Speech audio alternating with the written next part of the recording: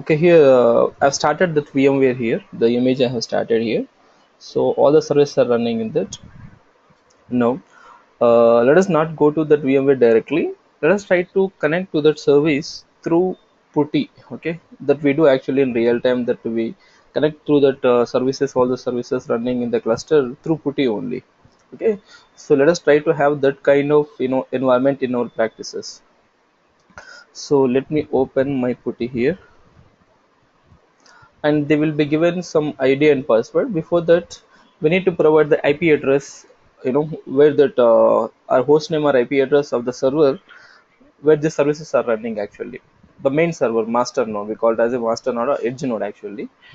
So the IP address is something like this. It is 160. Open. So it will ask for some username and password. Let us by default for Cloudera image, the ID will be login will be username will be Cloudera, and password is also Cloudera.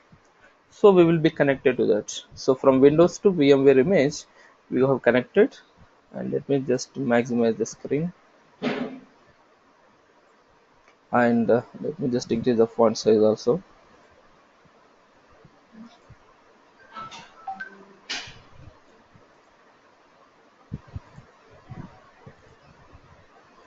It's fine now.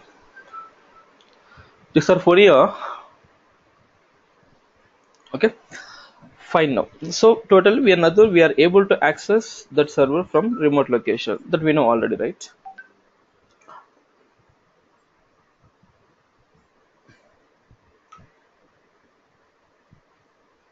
Just a second, Hema.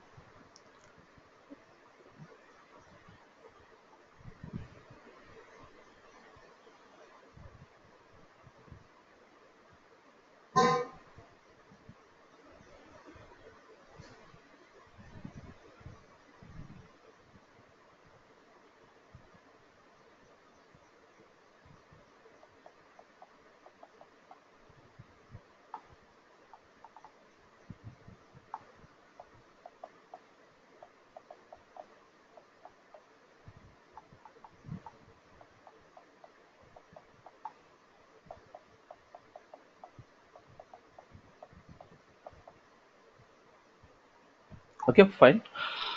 uh, Now here, uh, these Spark images or in a Spark developers, they gave one command, a set of commands, to start a Spark application in interactive mode. Okay, let me tell you again, come again. That is, a Spark application can we have developed a Spark we have seen is how to develop a Spark application, in an IDE. That's what we have seen yesterday. Okay, but that's fine, that's okay. But before going for developing the application in IDE, let us try to understand step by step what happens, with every step. And we need to understand the flow actually, what happens, and we need to see how to develop the program, what is the logic behind it. So to do that, first we shall work with an interactive application.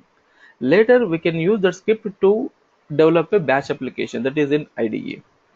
Okay, so here we have a script called as a command, a shell script called as spark-shell. Okay, spark-shell. This is going to launch an interactive Spark application. Okay, this is going to launch an interactive Spark application. Here we can work with Spark. Okay, we can learn Spark, we can work with Spark. Later, after working here in this interactive environment, interactive session, then we can go to batch environment, then we can develop the application in IDE. But before that, we should try to understand the syntax. We'll understand the syntax and semantics, what is the logic, that we can understand. Here we can trace line by line here in this environment. So okay, remember here the script name is spark-shell. Just enter spark-shell, it is going to launch the Spark application in interactive mode. Got it now? Now, so yesterday, I have shown you that I said that, what are the 1 second. Let me write with a board.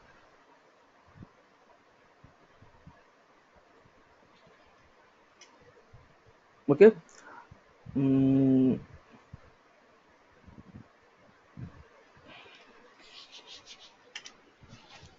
there are the data objects. Okay, the data loaded from the external storage systems. It can be file system, or it can be you know what it can be RDBMS, or it can be NoSQL database, whatever it may be. In Spark side, we'll have three objects, right? They're called as RDD, data frame, and dataset. What are the storage system? What are the, whether it is local file system or HDFS or RDBMS or NoSQL database, it can, what it will be.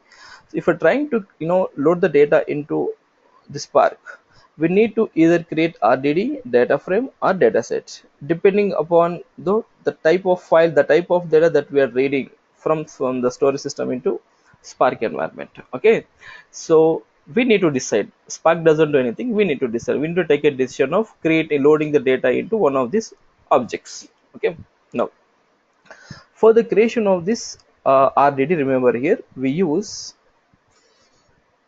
something called as Spark context. I will let you know what all these are, but remember for now. And for creation of data frame and data set, we use SQL context.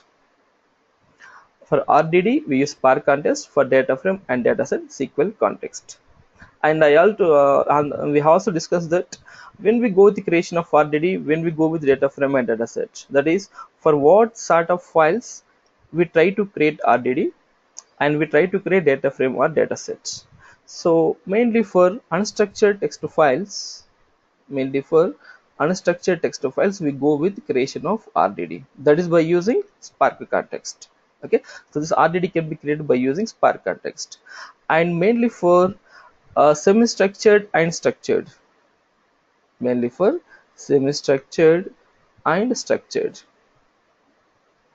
Okay, these two types of data, these two files of types of data, we create data frame and dataset by using SQL context. Mostly we use data frame. We'll also see where we use dataset also, but we can create both data frame and dataset by using SQL context. Remember only this: RDD, data from dataset. We create RDDs by using Spark context, and we create data frames or datasets by using SQL context. Okay, and when to create RDD, if the data that we are reading from the Spark application is reading from this file system is a text file, generally normally unstructured text file, then try to create RDD. If the files are semi-structured, if the data is structured or semi-structured, then go with the creation of data frames or data sets. Okay, is this clear now? Right. Now we shall try to see this one. I will try to show here. See this. Can you see something here? Spark context is available as SC, and SQL context is available as SQL context. Okay, so just now we have, I said you here that use Spark context for creation of RDD, use SQL context for creation of data frames or data sets. That's what I told now. Okay, now we can use this one, what you call as SQL context for creation of data frame and data set, and SC for creation of RDD. I will let you know what are these, how to create this. I wonder what are these actually. I will let you know in the coming up sessions, but for now remember that this is the Spark context SC, and this is SQL context SQL context. Okay, now I have some data set with me. Okay, for the data set, what type of data object we are going to create, let us try to see that now. Okay, let me open one more putty shell, so putty application here, so that I can create some data there. So I'm making the connection to the image again with one more client, with one more putty client. Let me use Cloudera, and the password is also Cloudera. That's fine. Let me increase the font size here also.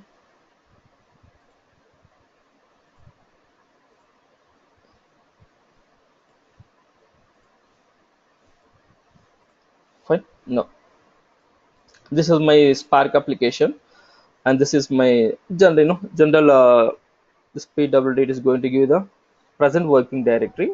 So let me create some files here, and let me try to load those files into the Spark environment. That's what I'm trying to show here. Okay, now mm, cat we can create a file like this, or we can use, what is what we can use, nano. We can use nano also, right? Nano in an editor, vi is an editor, and gedit is an editor in a linux environment, so I can use nano. Let me call as some file1. So let me enter some data here. Spark is big data tech. Hadoop is also a big data tech. HDFS is a storage system. Yarn is a computing system. So after this, exit out of this. Control X will come out of this. Will take us out of this. Okay. File one is created. To display the content of this file, we can use the command cat file one. That's it. Okay. So this is the location in home slash root home slash home slash cloudera. In that the file name is file one. Okay. Now this is the file. What type of file do you think it is? Is it is semi-structured or structured or unstructured text file? Which type of file do you think it is? Yeah, here, Himavindu, what type of file do you think it is? Yeah, Hina, you also. Unstructured, right? Unstructured. Unstructured. Unstructured. So now we need to take a decision here. Here, whether I have to create RDD, data frame, or dataset. So generally when we have unstructured, go with the creation of RDD. Why? Because we can handle unstructuredness of very efficiently with RDDs. And when we create as that, we can handle them very effectively. So we have many functions to handle unstructuredness with RDD. So let us try to create RDD. So I use val here, RDD1 equal to, this can be any name. RDD1 is need not be always RDD. You can use any user defined name. Just write okay equal to. So I said you that for creation of RDD we have to use spark context. Okay, and that spark context is available as what here, SC. Okay, use SC dot text file. The C dot text file of the file name. We would have it. We'd have it in local file system. / home. Follow this convention when you're reading from the local file system. Follow this convention, home cloudera, and what is the file name? File1.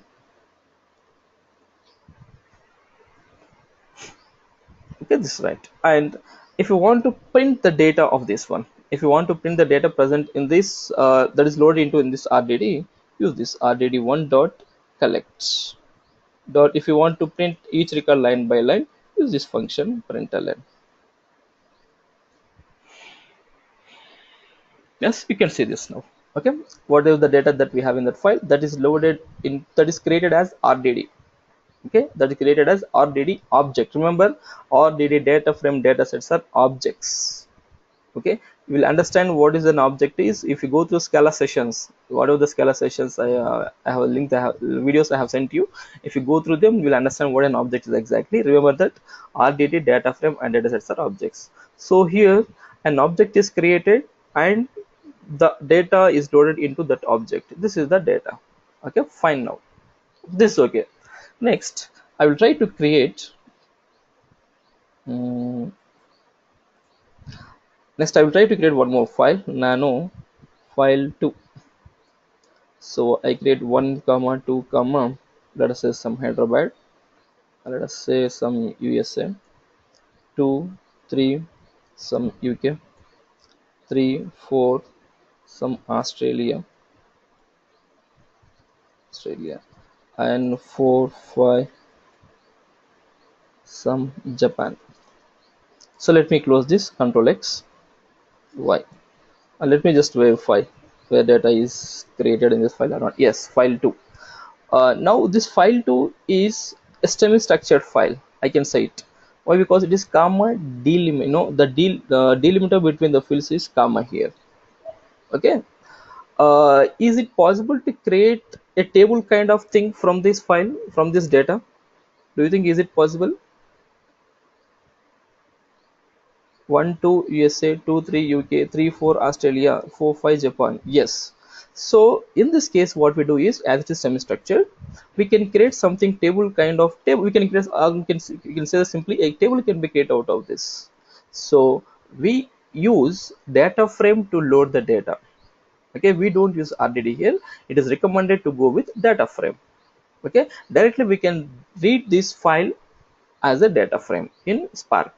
Okay, so for reading that, this is the syntax. Okay, now val def, I use some underscore csv. As we are reading from a csv file, I use something like this, equal to. So what is the thing that we have to use for creation of data frames or data sets is, I told you that we have to use the SQL context.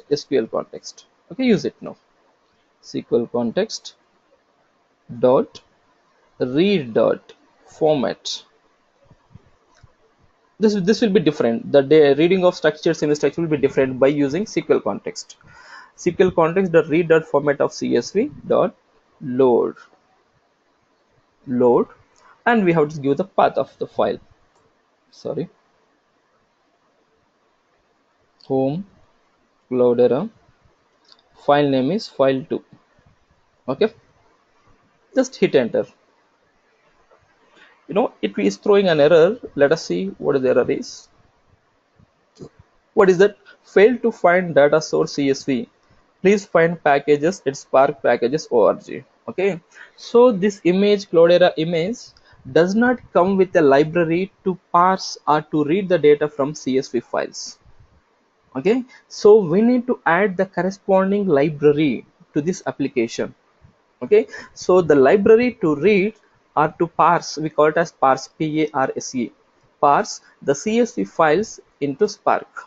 So the Spark will not have ready-madely that library. We need to add that library to the application. Okay, so how do we add that library to the application? Okay, that we'll see now. And where do we find the library of the Spark to read the CSV files? Okay, so here the Spark cannot read CSV files and XML files. Okay, CSV and XML. So we need to add, we shall add both. What you call as libraries for this application. So how do we add those libraries for this interactive application? This is very important. Okay, so in IDE, where do we add library dependencies? In which file? In what you call as IntelliJ IDE, we use one file called as that. In that file, we define all the library dependencies. What is that file called as?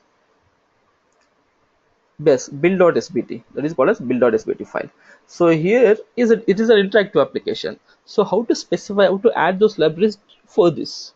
Let me show you that. Okay, for this, come out of this application. So to come out of this application, simply use :q. Okay, now just clear the screen and let me start the application again. Spark-shell. So to add something, to add a dependency to this application, use a command called as, use a property called as --packages. Okay, and the first package here, we need to specify the first. No, the packages must be uh, you know they must be separate. You can add any number of packages. They must be separated by using comma, and they must be enclosed between the single quotes. Okay, so here we shall add the library for reading CSV files, and here we shall add the library for reading the XML files. So Spark will not have the library for reading XML files as well as CSV files. Let us do that. But where from we get that information?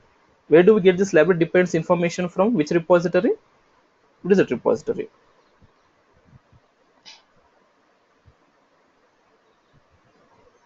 That is Maven repository, right? That is Maven. So let us go to Maven repository.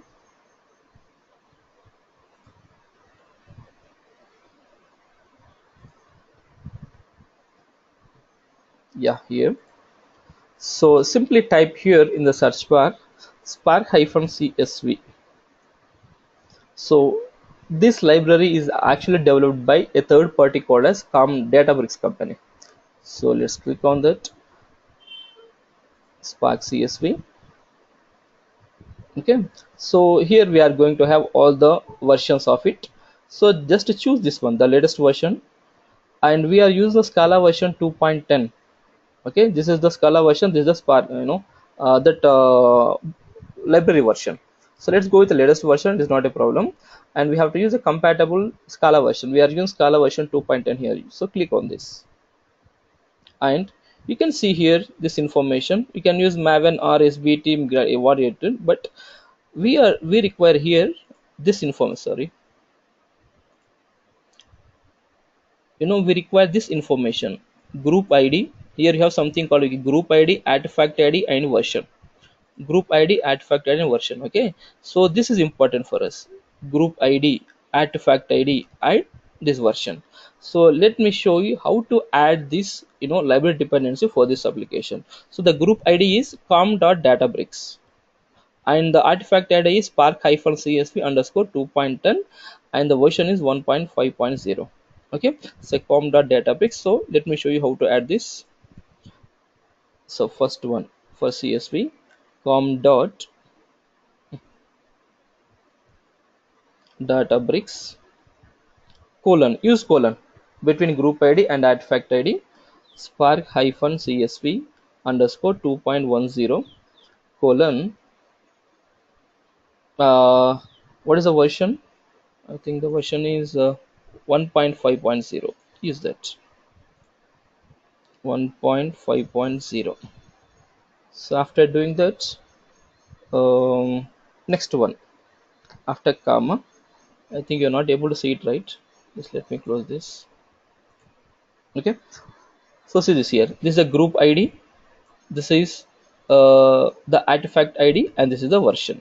So separate each one by using this delimiter called as colon here. And next, add the library dependency for parsing XML files. So again, go to Maven repository and here search for spark-xml. Next, here see this spark-xml. Click on this link, and this is the latest version and 2.10. Click on this, and this information again: group ID, artifact ID, and version. So com.databricks spark-xml underscore 2.10, and version is 0.4.1. Okay, let us use that here. So com.databricks colon spark-xml underscore 2.10. What is the version? 0.4.1. Is it correct? 0.4.1. Fine, it is correct. Okay, now just hit enter. After this, so we have added two library dependencies here.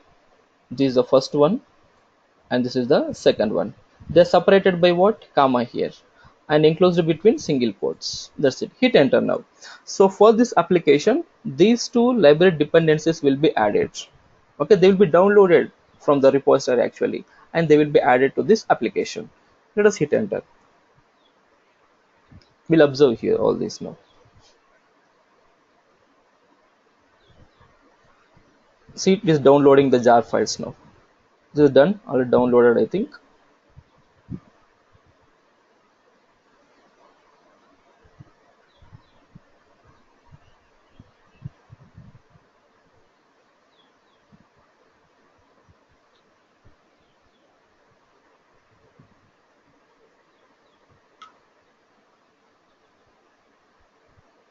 Okay, that's done.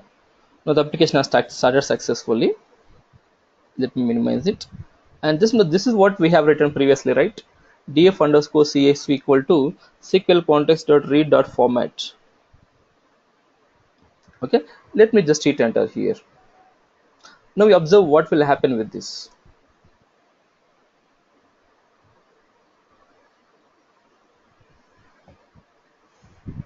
Where it throws the error or is going to accept it. Yes, it has accepted now. Okay, this is how we need to add the library dependency for an interactive application. Remember that. Okay, now this is a data frame. You can see here, this is the data frame. But previously we have loaded the file one, right? Let us use that also. See here, understand the difference now. Here we are using SC, here we are using SQL context. We are trying to read a flat text file. We are using text file, and we are trying to read CSV file here. Got it now? So this is the difference. I'm trying to show the difference between the reading of a text file, flat text file, that is by using Spark context, and the reading of a semi-structured file by using this SQL context. Got it now? Okay. So how to display the content of RDD is, just now I have used this collect dot for each of println. Okay, this is what. Similarly, how shall I display the content that is present in data frame object? That is the reference, the name of that is referring to an object is df underscore csv dot, use the function it is called as show here. Okay, do show here. That's it. It will try to display the data present in that. Can you see this now? Do you think is it a structure now? It is something like a table, right? The Spark is able to construct something like a table out of the csv file. That is called as a data frame. Got it now? Any questions, Hina or Hima here till this discussion? Any questions? Okay. Similarly, now we shall try to read another some sort of files, some another semi-structured or structured files. Now let me open this one again. In this, let me create one more file, a sample. You know what? JSON file. Nano. Let me call it as simply JSON file. JSON file. So JSON file structure, I think I'm hoping that you know all this. Otherwise, it's not a problem. Just understand this one. The data in JSON file is stored in the form of key and value. Remember, key and value. So we can write like this: name, some Karnakar,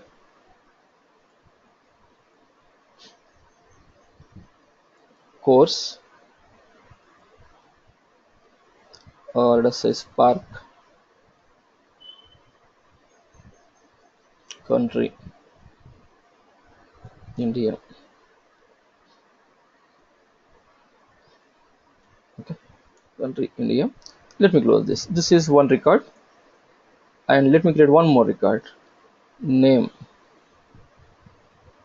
Let me use Hina here, and next field, country. Let me use some US here, and scores. Let us Scala here. This is the second object, sorry, second record, second JSON record. Okay, and third, let me use course here. Course. Let us say Hadoop. Name Hima, and let me use country India. Okay, that's it. So I have taken three records here, three JSON records. So each record will contain the fields, the values, the fields in the form of key and value. So in the first record, name is the key, country, so name, course, and country are the keys, and Karnakar, Spark, and India are the values. So correspondingly, similarly we have three records here. Okay, just to save this file, come out of it, Control X, come out of the editor, Y, enter. Okay, now Spark application can read the data from this JSON file also. Let me just verify it. JSON file, yes, it was loaded, it is created successfully. Now let us go to Spark, and let us try to create data frame. Now can you tell me what is the syntax? Can you tell me here? You can easily guess now. It is a semi-structured file. It is a semi-structured file. So what is the context we need to use here? SQL context dot read, sorry, read dot format of JSON. So Spark will have the ready-made library for parsing the data of JSON. So in the application just now we have added for parsing the data of CSV and XML. We did not add anything about JSON. Why? Because Spark will have the ready-made library for parsing the data of JSON files. Okay, so we'll not add it. So it will work directly. It should work right directly now. Load, and again file : // home Cloudera. And what is the file name? JSON file. Okay. Now see this, how it is going to create it. I think something wrong here. It is showing that some corrupt record. Can you see here? It is showing corrupt record. So somewhere the data, there is some mistake in the, some corruptions or some mistake in the data. Let us see what is the mistake in the data. What is that mistake in this data? Can you see here? Course, Spark, country, India. Is anything missing here in this, in these three records?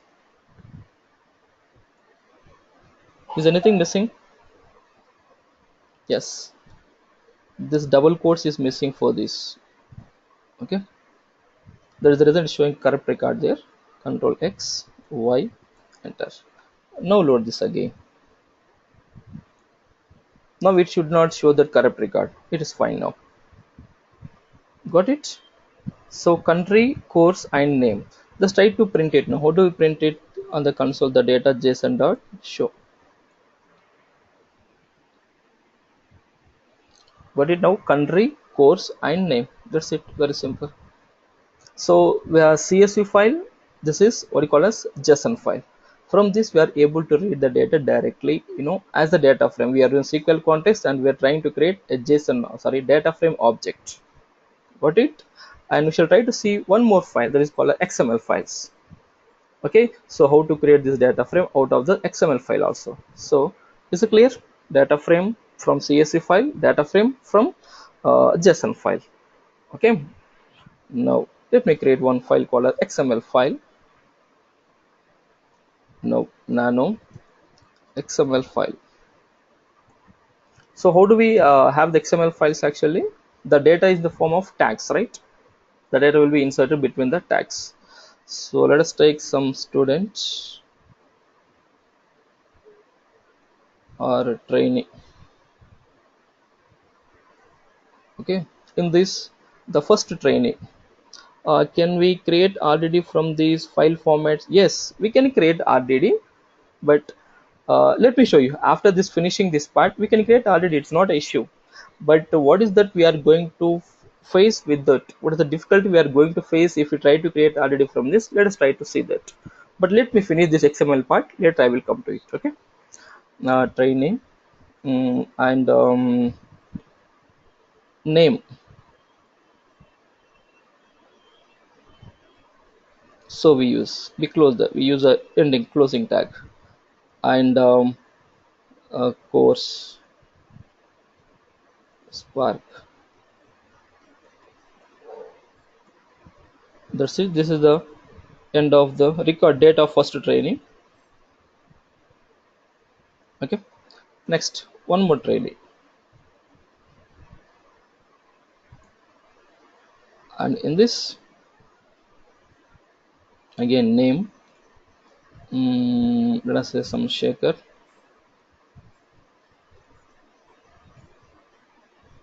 country, so not country, course. Let's take some course, let us say Scala,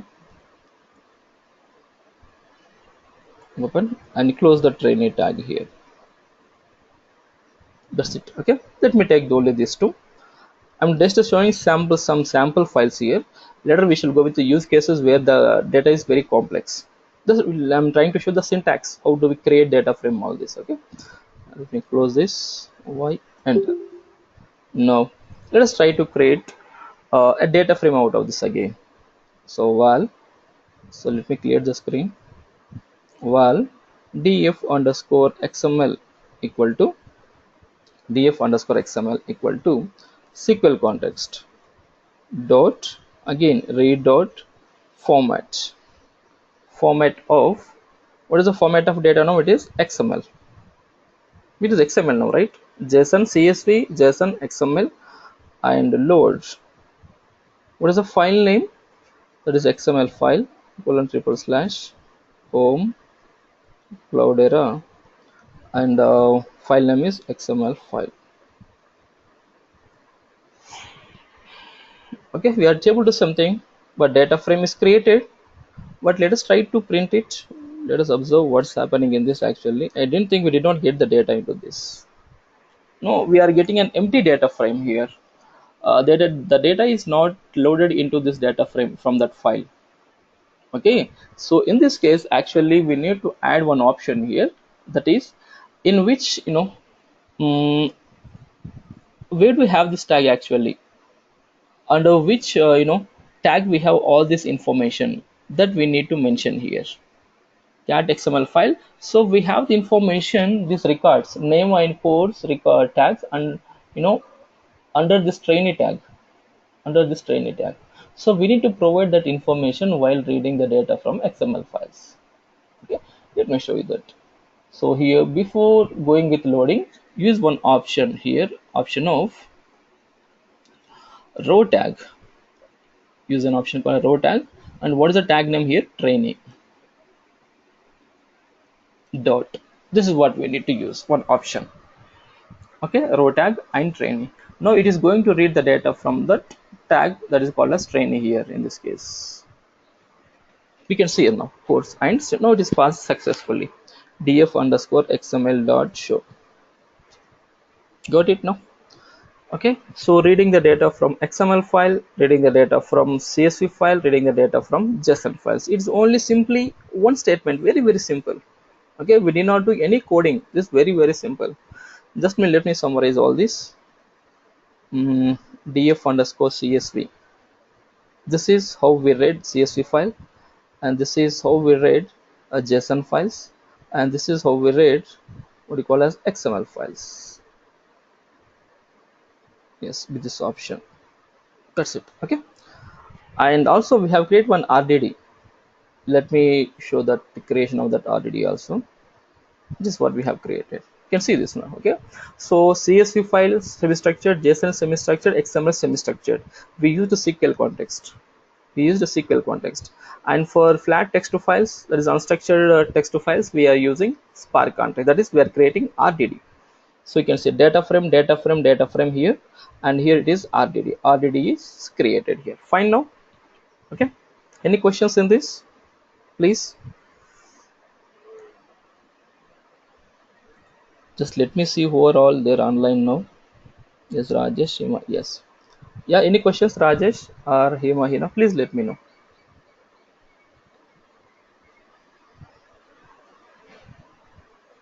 No. Okay. Fine now. So just now he asked question that like RDD to DF dataset have actions, and yes, exactly. We shall see that all the operations also. No. She asked me a question that can we create RDDs out of these files? Is it possible? Yes, it is possible. It is not. There is no restriction. We can. That is our choice, right? No one is going to make a choice. Spark doesn't make a choice automatically on its own. We do make a choice. Okay, so how do we make a choice is just to create RDD. That's it out of it. Let me go with this. Well, RDD underscore CSV equal to SC dot. For creation of RDD we need to use Spark context SC dot. So we don't have to anything library for creating for reading CSV files separately by using Spark context. So we have only one option, that is called as text to file. For a file we have only one option called as, for a text to file, only this one. We don't have something like here we use a CSV, JSON, XML, but here we don't have anything like that. We have to use text to file only. So let me provide that path. Home, Cloudera, and what is the file name? File CSV is file2, right? File2. No problem. That RDD gets created here. No, let me print this RDD underscore CSV dot. Show does not work here. We have to use collect dot for each of println. So see here, the data is printed as it is. The data is loaded as it is. It does not, when we create RDD, it does not bother about the schema, nothing. Okay, it just creates a file. That's it. Okay, with whatever the delimiters we have, it doesn't bother about anything. Simply it will try to load every record as a string. That's it. So here we have three records. I think four records are there. One to USA, UK, Australia, and Japan. So these four records are simply created as strings. That's it. Okay, so it is not going to create any structured form. It's not going to create any structuredness for this file with RDD. That is a problem with RDD. So we deal the unstructured files efficiently. That's what I told you in the beginning. We deal unstructured files, unstructuredness very effectively by using RDD operations. You can see here. And if you try to load, let me try to load here JSON file. Let's try to create RDD from JSON file, out of JSON file. Let us see what happens with this. Let me call it as RDD underscore JSON. Okay, let me print this now. RDD underscore JSON. So JSON.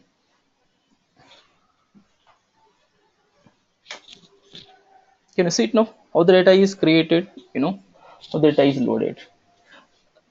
This is how the data present in RDD by creating RDD from JSON file.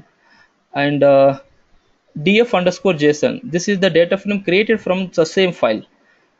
df underscore JSON dot show. See this now. From the same JSON file, we have created RDD and data frame. This is the RDD, and this is the data frame. Which one which one you recommend? So I recommend to go with data frame. Why? Because we have structuredness. We can run the queries directly on this data frame, the SQL queries. We can analyze the data directly when we have the data in as a tabular form. Okay, in tabular form. So this is how why I recommend to go with data frames. So for structured, semi-structured, go with data frames, and for unstructured files, go with RDDs. That's what I prefer and I recommend, and I have been trying to tell you. Okay, is it clear here now? Are any questions still? Yes, fine. So here we have created RDD object, data frame object. So what type of operations we do further? What type of operations? What operations we do further on this RDDs or data frames? Let us come to data sets later after some time. Why? Because it is not our part of discussion. No, we will use it later. Let us try just confine to data frame and RDDs for this in this session. Okay. So what type of operations we perform on these RDDs and data frames? Okay, remember here. Just I'm trying to show that one. Guys, let me create a document here.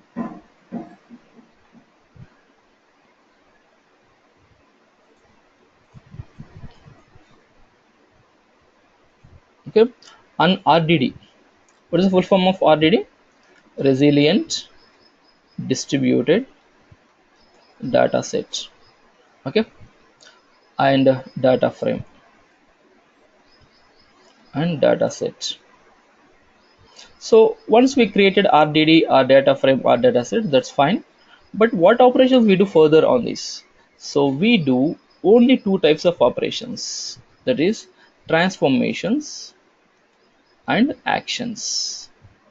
Okay, and here also on data frame also the same thing, transformations and actions. And similarly on dataset also we perform transformations and actions. That's it, only two types of operations. But the transformations actions used on RDD are different, and the transformations use the actions that we use on data frame are different, and the transformations and actions we use on dataset are different. So each object, that is RDD, data frame and dataset, they have their own set of sets of transformations and actions. We cannot use transformations of RDD and data frame on RDD. They're different. There are some transformations are that we can use both on all the objects RDD, data frame and dataset, but mostly they are different.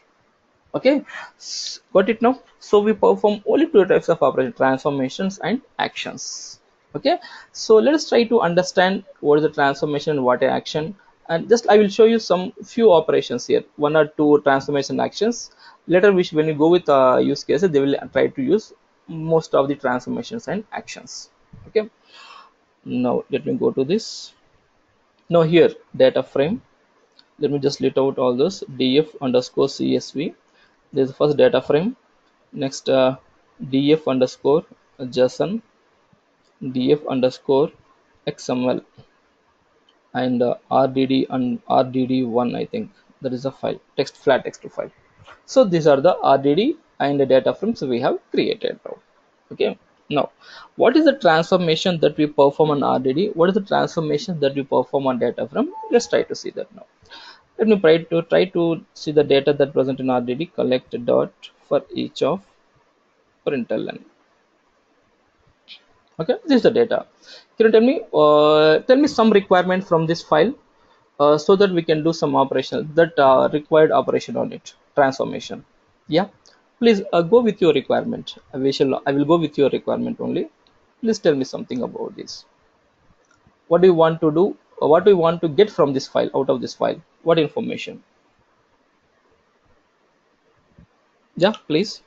Anyone, Hina, Hima, or Rajesh, please give tell me your requirement. We shall try to implement that only. This is the data we have. What do you want to extract from this file?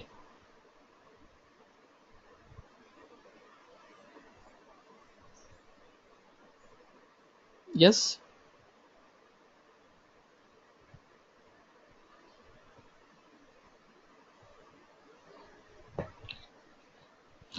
System word filtration. Okay. Fine. So we should need to find the strings which contain only filter. It's very simple actually. So use here RDD1. This is the RDD. This is the object which is holding the actually the info data one dot. You simply filter x implies x dot contains system. Okay, and try to load. Sorry, one more brace is missing here. Yes, system, and try to assign the data to another RDD, RDD2. Okay, so the newly created data set, the newly created RDD object will be referred by RDD2. Okay, so let us try to print the data in referring by R2. RDD2 dot collect dot for each of println. Got it now? HDF is a storage system, yarn is a computing system. It's very simple. Just very simple. Okay, fine. Now, can you tell me? So, what is this here? Filter. This is filter is a transformation here. Got it now? Filter is a transformation. That's it. Very simple. Got it now? Just I'm trying to show you what is that. Similarly, let me go with this data frame and data. How do we perform some simple transformation on data frame? Let me take df underscore csv dot show. This is the data we have in this data frame. So can you tell me something to do some operation on this? What are you expecting from this table or from this data frame? Yeah, Hina, now it must be your choice.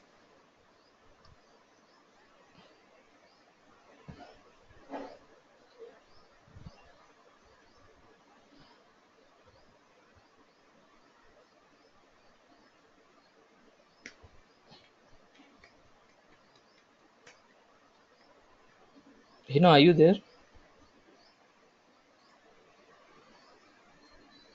Yeah, I was Yeah. away for a little while. Yeah. So what's the question? What was the question? Please tell me tell me one requirement so that we can try to implement this on this data frame.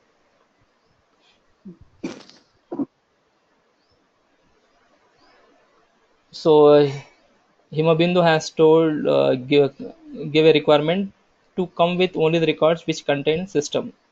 That's what we have performed there. So I'm giving the choice. Now it's your turn. Come with some requirement. No idea. Okay. So here I would like to perform filter here. Here also I would like to perform filter operation where uh, let me take. Okay, the country is USA. I want to get only the records which contain the where the state that is C2. Here, what are the column names here? C0, C1, and C2. Remember here, the column names are by default they are created as C0, C1, C2. Let me show you that. DF. Let me just print it here.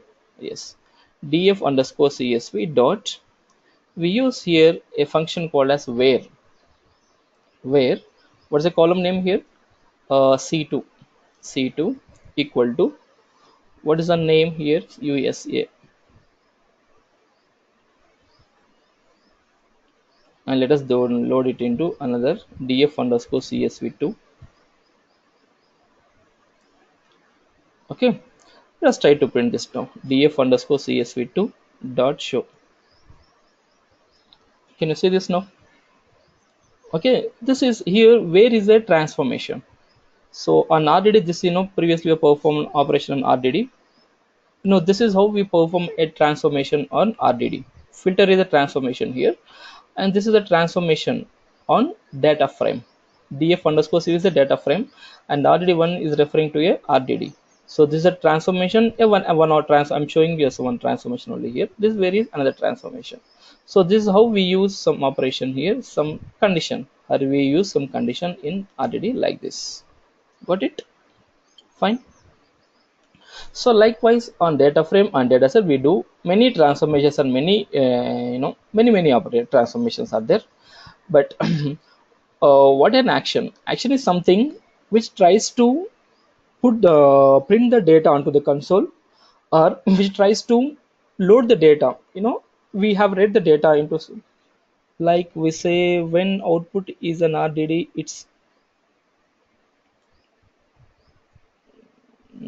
what is the message, what is the RDD is a transformation on, is it true for DF2?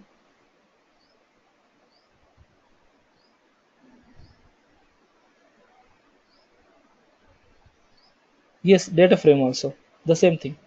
Okay, for the data frame also it is same. No. So once we perform, after reading the data, after performing some transformations, finally what do we do? After getting the required result from the transformations we do, so we do transformations for getting our required information. Remember that required data. So we use transformation for getting our required information. Let us say we got our required information. After that, what do we do? Just for seeing the result there as a sample result, we display the data onto the console, or we don't do that actually in real time. Then what do we do is we load the data, we store the data into some storage system back. We store the data, right? We store the data into some storage system back. So RDD information, we got some data in RDD, and we in the data frames we got some information, some transformation performed, we got output. Now this output has to be loaded to some location. It may be some file system, or it may be RDB, it may what it can be. So how to save it again? So if it is RDD, let me just write all the creation of RDDs, so you'll understand clearly there. Mm,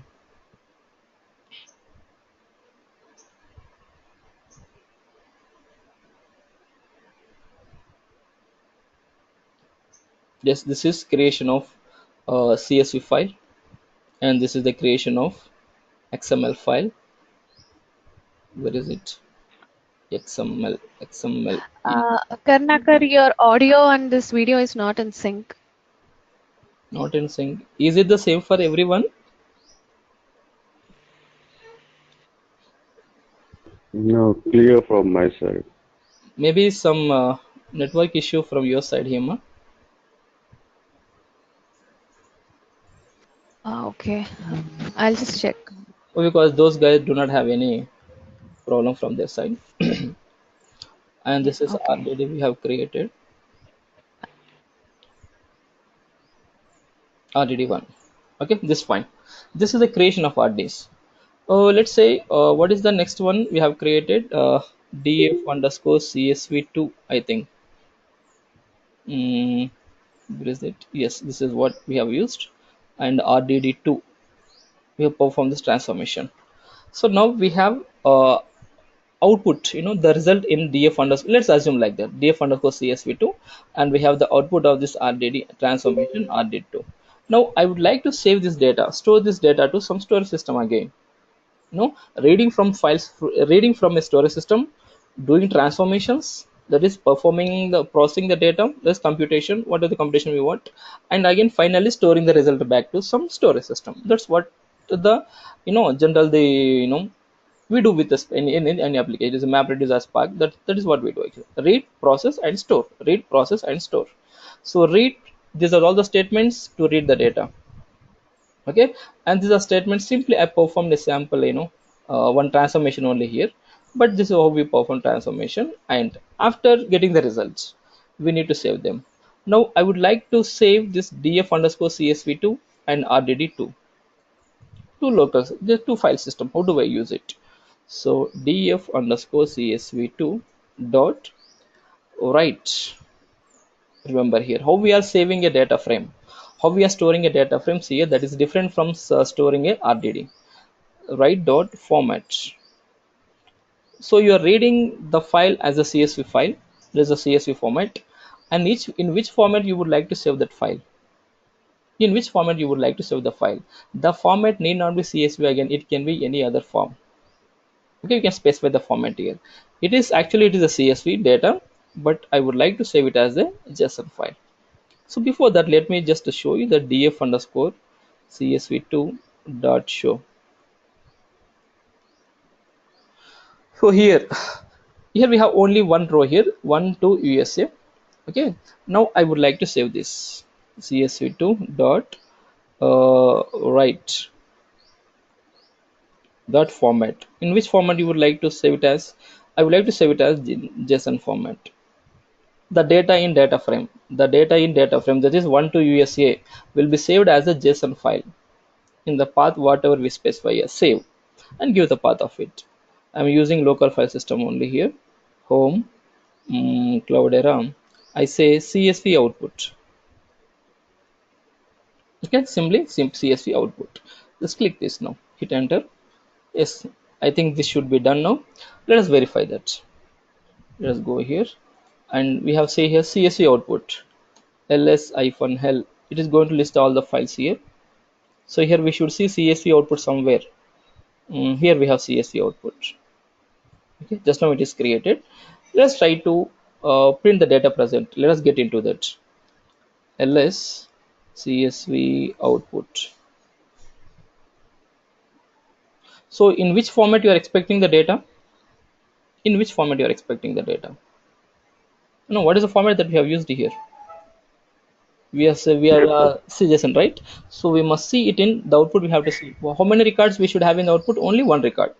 Here we have only one row, so we have to get only one JSON record. Got it now? So that JSON record will be under this file. This is not the one, this is the file. Okay, so let us print it. Cat what do you call as CSV output slash, let me copy this and paste it here.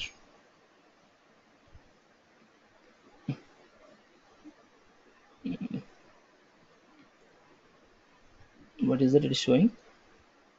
Cat slash, not slash, sorry, CSV output part this file. Something is happening here. Let me just CSV output part -0. Don't we have anything in this? One second. ls csv output. So here we have two files. This is the first file and that is the second file. ls-hell, sorry, cd csv output.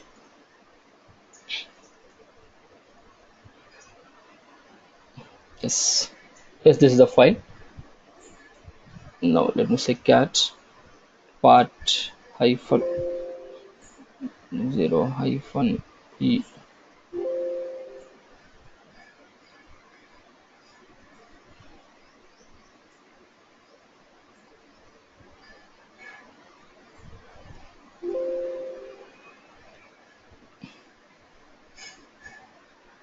One second, please give me a second here.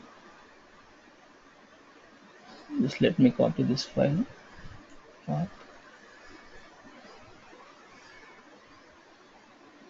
E3EC1443BA951. What is that? Cat is not printing the data of it. No such file or directory.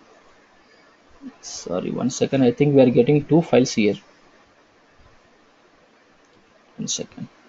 Yes, this is the file. Can you see it now? This is the data that we got into this file. C01, we have loaded this one. See this one. Just let me minimize this. You can see here. This is the data frame data 1 2 USA, and these are the column names. This is how it is created, stored as C01, C12, C2 USA. Got it now?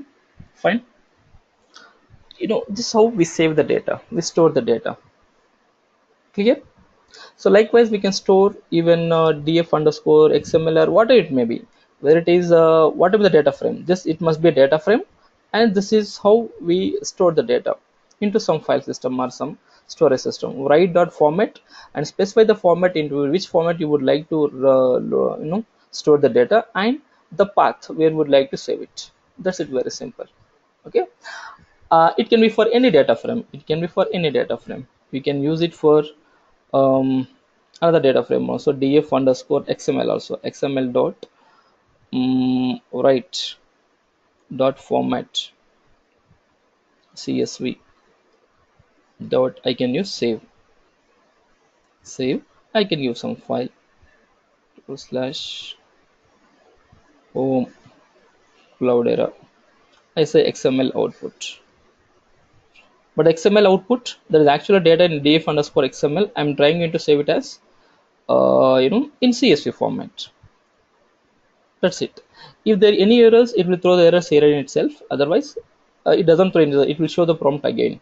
That's it. Very simple. Got it now? So, but now this is the storing the or saving the data of data frame. Similarly, how do we store the data of RDD? That's very simple. RDD2 here we have. This is RDD2, right? This is RDD2 dot save as text file. This is different.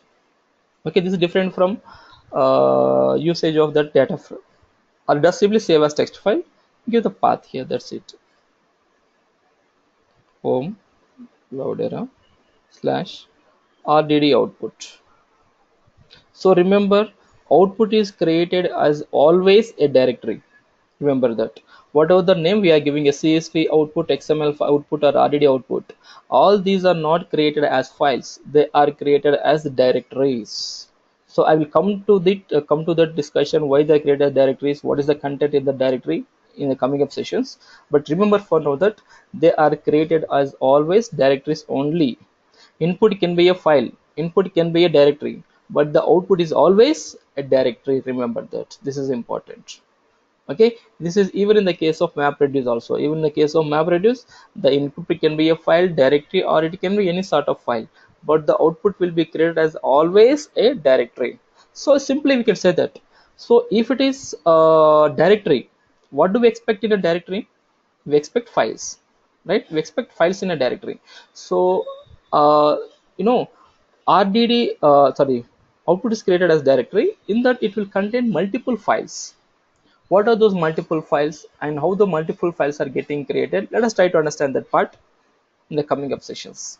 Okay, just remember here, everything is, the output is created as directory always, whether it is RDD or data frame or data set, whatever it may be.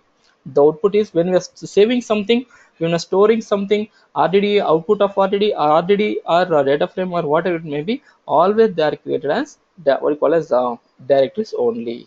Remember this point. Got it now? So I think in this discussion, whatever we have done now, you might have understood the basic syntax of reading of creation of data frame. I don't say reading, creation of data frame and creation of RDD out of different file formats: XML file, JSON file, CSV file, and flat text file. Is it fine? Are any questions? Please let me know. Otherwise, I will go continue further.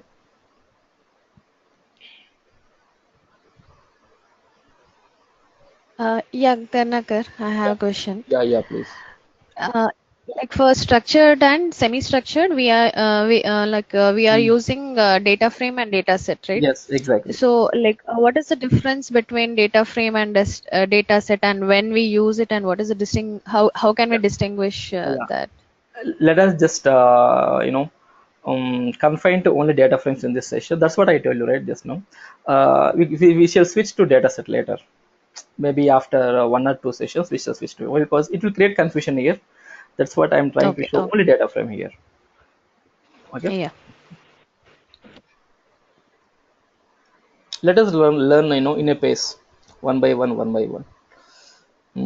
We shall not mess up everything in a single session. Fine, is it clear now? Right, I think this must be Yeah. clear now.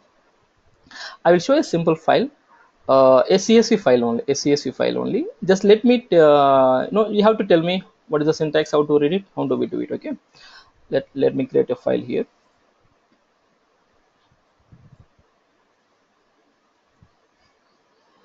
Nano CSV file 2 arrives integrated student. Okay, ID student ID name,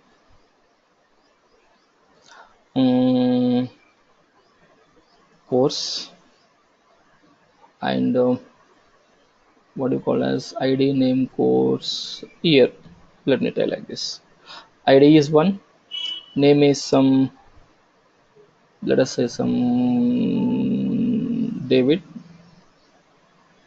course Hadoop, and year some 2018, let us say 2, Raju, and some Scala, and after this let us take some 2017, 3, Priya, and a Spark, let us say 2015. That's it. I've taken only 3 records here. Control X, save it. Now cat student, right?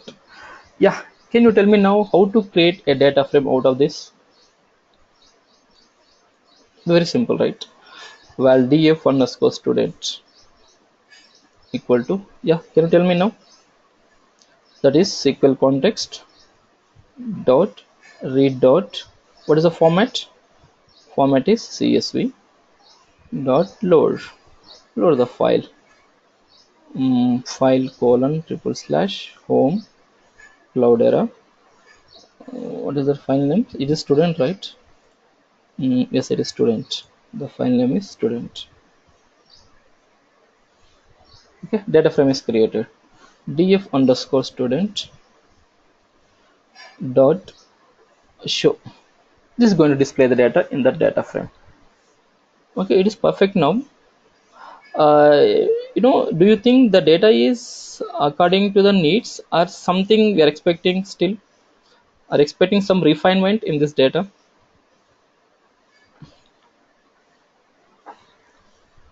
You see the first row, ID name course and year.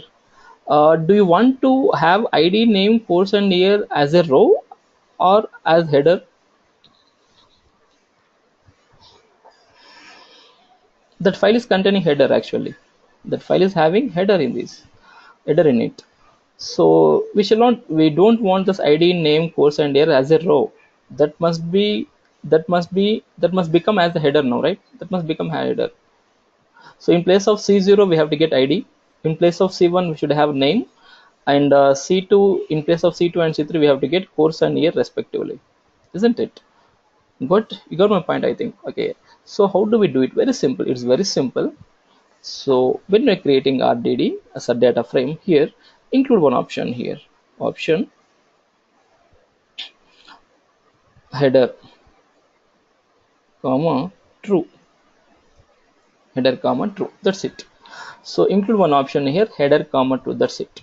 So the very first row, the very first row is going to become the header. That's it, very simple. Okay, let's hit enter now. Let's try to print the data now. Got it now. ID name course and year. This is how we do some modification, or not modification exactly, making the first row of the file as a header, as the header part. This is how, for that we have to use option called as header. We have to enable that header to true. That's it. If we make it true, then the first row will become the header. That's it, very simple. Is it fine? Right. And what is the schema of this actually? When we have data frame, when the data is represented as a table, we should have column name, column data type, right? Column names are here, we are able to see the column names here, id, name, course, and year. And we should have the data types also, right? We should see the data types also. So for that, simply we can issue one command here, df underscore student dot print schema. This is going to give the schema of it. So id, name, year, and course. And the what are the data types you can see here? id is string, name is string, course is string, year is string. But do you think id is a string? Name, course, they must be strings. That's fine. But id and year should not be strings. What they must be? What has to be the what have to be data types of id and year? Yeah. Yeah, Rajesh. What must be the data types? So In Spark, yeah, int, they must be int. So Spark by default, if we do not talk about, if we don't tell Spark, to look at the data type, look, just to take care about the data types or the schema, it doesn't bother about the schema. So in that case, it will try to assign the default, data type string for all the fields, for all the columns.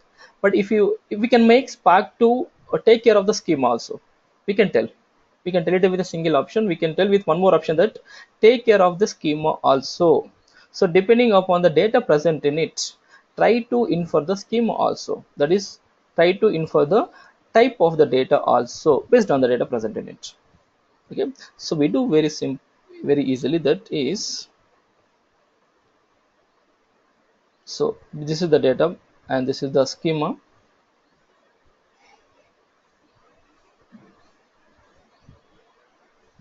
This is schema, right? Now see how we are going to tell the Spark to take care of schema also. That is, option, include one more option here, option of info schema.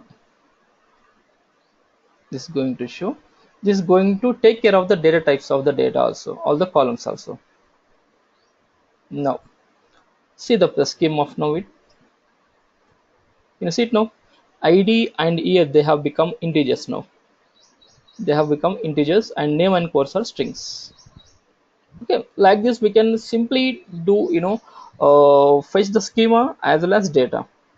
We are getting the schema as well as schema, every data and schema. We simply only this one statement, that's it. We need not to go with heavy coding, just only one statement, we are getting everything, data as well as schema out of that file. It's very very simple, very easy to use, very easy to work with Spark. But to mainly Spark SQL is very easy. Fine. So this is how we get it from CSV file. We use option header, we can use option info schema. These are optional, this is not compulsory. If you're trying to get header, if you're trying to add header, that's fine. If you're trying to add schema, then you can use info schema, that's fine. Is it clear?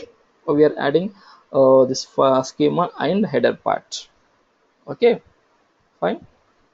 That's what I'm trying to show here now.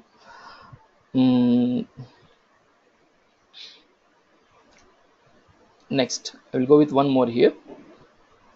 1 second, let me create one more file here. We'll call as nano, let me say, we call it employee. So let me create some employee id, department, salary. Let me take like this, just id, department, and salary, that's it. id, let me take some 101, department, let me say testing, and salary, let me say some 30,000. Next 102, let me take some development, dev, sorry, instead of this, let me take some tab here.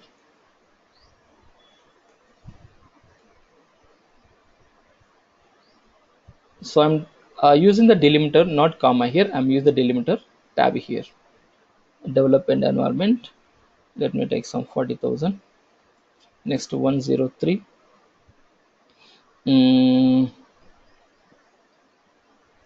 tech, what you call as department, right? Sorry, even for this also.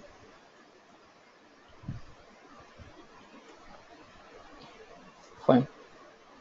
The last record, let me take one more record here. 103 testing development and what do you call as HR. Let me say some 35,000. That's fine. Okay. So here the fields are separated by delimited by tab here. Okay. I want to create a data frame out of this. Is it possible? Is it possible? So how do we create it? Can we use CSV format here? Can we use CSV? SQL context dot read dot format of CSV. Can we do? Can we use it? Is it possible? Should it be possible? Yes. Why? Because the delimiter is not comma here. The delimiter is tab here. So how do we do it? Any guesses? I say that yes. I say that this is possible with the format CSV. Can you make a guess how this is possible? We can read this file as a CSV file from data frame. We can create data frame as a CSV file. Is it possible? Can you tell me? Can you guess? Can you make a guess how that can be done? Please. So if we talk about CSV files, what would be the delimiter? Comma is the delimiter. So what is the delimiter here? Tab. So can I call this file as a CSV file? So can I call this file as a CSV file with tab as the delimiter? CSV file with tab as delimiter. So what is the meaning of this one? So instead of comma, we have tab as the delimiter between the fields. That's what. Okay, in general terms we call this as a TSV file, tab separated values, TSV file. Okay, so how do we do it? It's very simple. Say this now, val df underscore employee equal to SQL context dot read dot format. What is the format we're expecting here? So Spark does not have ready-made library to read or the data from TSV files, that is tab separated values files. So it has only CSV. No, let me not just confine to only CSV, XML, JSON. Still, it has many. It has a library to read from many different types of files. But I can say here that it does not have library. No third package, no third-party library, or no first-party any party library. No party is providing the library for reading the data from directly from TSV files. Why? Because it is very easy. It is it is something like using CSV files only. Let me show you that CSV file and option. Let me use header also here.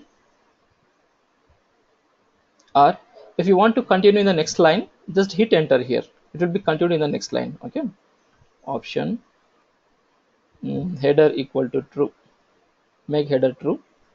T must be small letter. All these are small letters. And to continue, put a dot and hit enter. It will continue in the next line. Option of infer schema. Even this has to be true. Dot.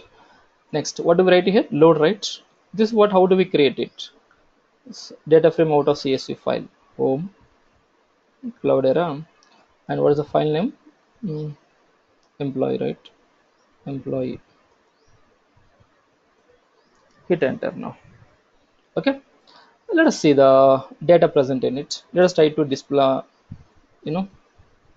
print the data of it. What is the function that we to print the data of the data frame on the console? That is show. How did we get it? Is it proper? No.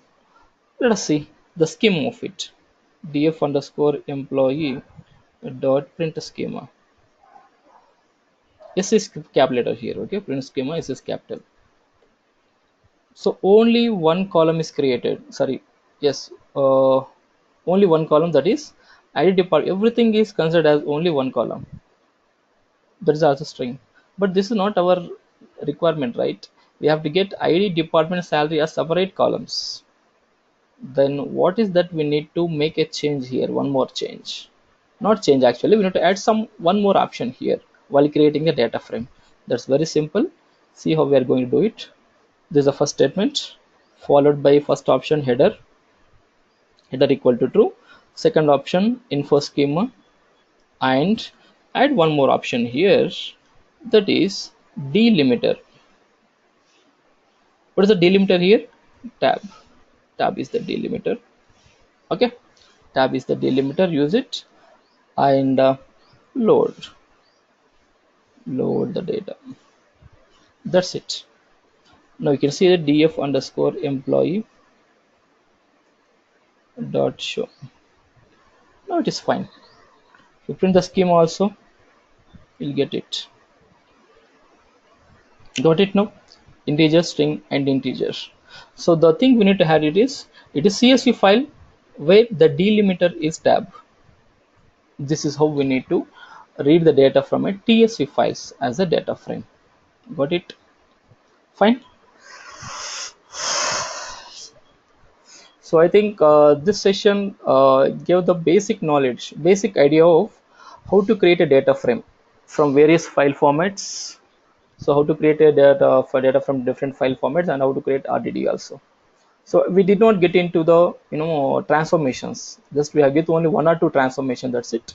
But first we should have the idea of how to create them. Once they are created, then we can play with them. We can perform different operations, different transformations. First we need to, the first step, the first hurdle in programming, in the Spark program, any programming, is we must able to read the data properly first. Once the data is read properly, then we can do operations. That will be the first hurdle, reading of the data from a file. Okay, so first we'll analyze. So this is what I'm trying to show in this session, reading of the data from different types of files. Okay, any questions? I'm ready to take the questions. Otherwise, we shall wind up for the session for today. We shall continue in the next session. We shall try to perform transformations on this. Yes, Hina, Hima, and Rajesh.